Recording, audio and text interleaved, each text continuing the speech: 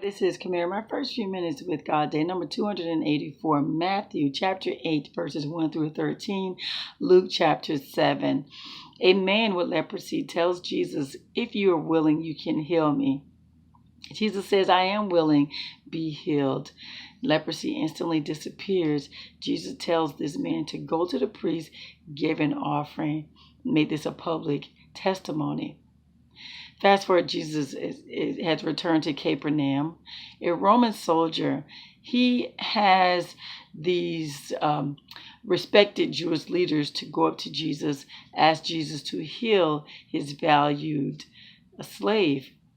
Jesus, on his way to heal this slave, Roman soldier hears Jesus is on his way. He sends someone to tell Jesus he doesn't have to come there. He can just speak and his slave will be healed. And the reason why he knows this is because he is a soldier over many. He has authority. He tells people something, they do it. Jesus has authority. He just have to speak, things will happen.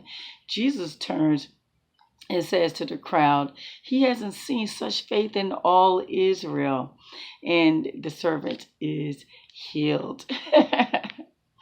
So Jesus runs into this funeral. A widow woman, she's burying her only son. Jesus, overcome with compassion, he goes to the coffin and he touches it.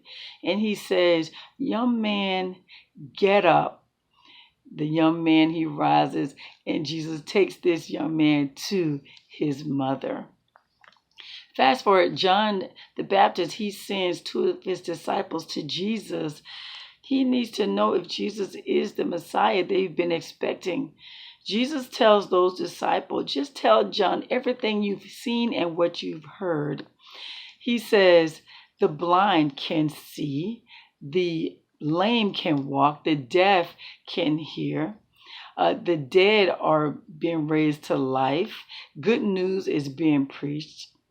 And so after John's disciples leaves, Jesus tells the crowd, John, who John is and what his purpose. Scripture refers to John, the messenger sent to prepare Jesus' way. None is greater than John. John didn't spend his time eating bread and drinking wine. But people, those Pharisees, they're saying that he's possessed by demon.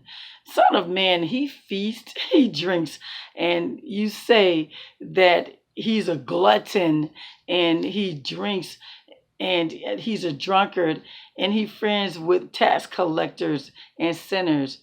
But wisdom is shown to be right by those who follow it. Yeah.